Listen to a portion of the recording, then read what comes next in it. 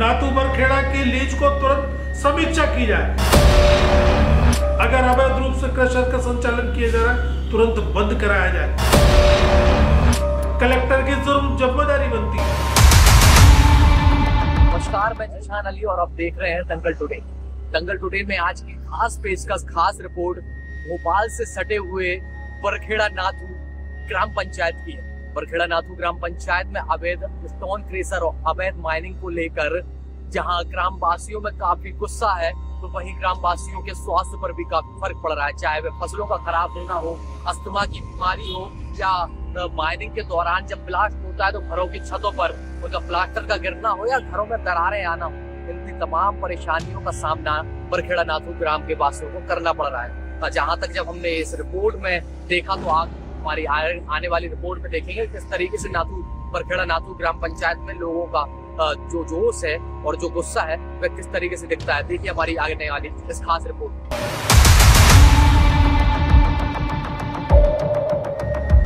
ग्राम पंचायत बरखेड़ा नाथू में अवैध stone crusher ने ग्रामीणों का जीना मुश्किल कर दिया है। जहरीली धूल और शोर ने न केवल पर्यावरण को नुकसान पहुंचाया है, बल्कि ग्रामीणों के स्वास्थ्य पर भी गंभीर प्रभाव डाला है। लेकिन सबसे बड़ा सवाल यह है कि प्रशासन क्यों मौन है, और इसके पीछे का नाम एक बार फिर वही है, राजेश शर्मा। देखिए हमारी यह विशेष रिपोर्ट।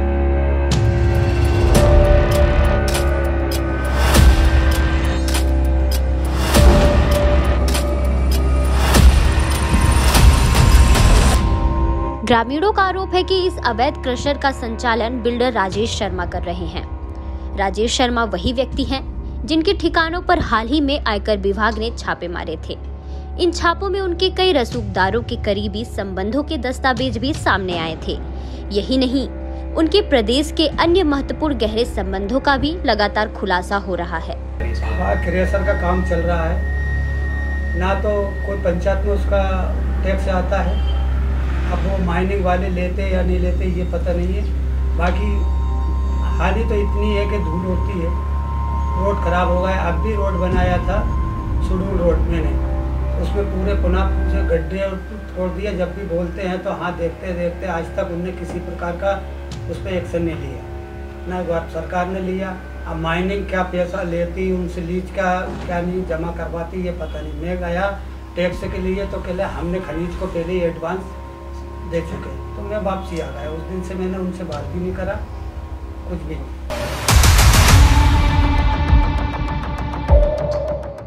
यह मामला इतना गंभीर हो चुका है कि इसे विधायक दिनेश गुर्जर ने विधानसभा में भी उठाया, लेकिन सरकार की ओर से कोई संतोषजनक जवाब नहीं दिया गया।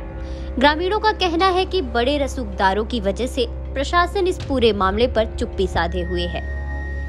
बच्चे एवं सभी अपने व्यक्तिगत लोगों को परेशानी हो रही है, खासतौर से छोटे बच्चों को सांस लेने में दिक्कत आती है। प्रदूषण ज़्यादा हो रहा है, इस कारण इस समय सर्दी का ज़्यादा प्रभाव पड़ रहा है क्रेशर के कारण भी, और बच्चों को बीमारियों से बीमार ज़्यादा आ रहे हैं। और इसी कारण धूल का प्रदूषण क्रेशर की वजह ज़्यादा हो रहा है, जो कि सांसों में दिक्कत होती है। दमा की शिकायत जैसे कि बहुत सी समस्या ऐसी है कि जो कि मेडिसिन द्वारा हम ठीक भी कर रहे हैं पर ठीक नहीं हो पा रही है। वो इस प्रदेश में जितने भी प्राकृतिक संसाधन हैं उन सब का अवैध रूप से उत्खनन हो रहा है। इस बात के आरोप हम लगातार लगाते रहे, सरकार को बताते रहे कि इस प्रदेश में खनन माफिया हावी है, भू माफिया हावी है।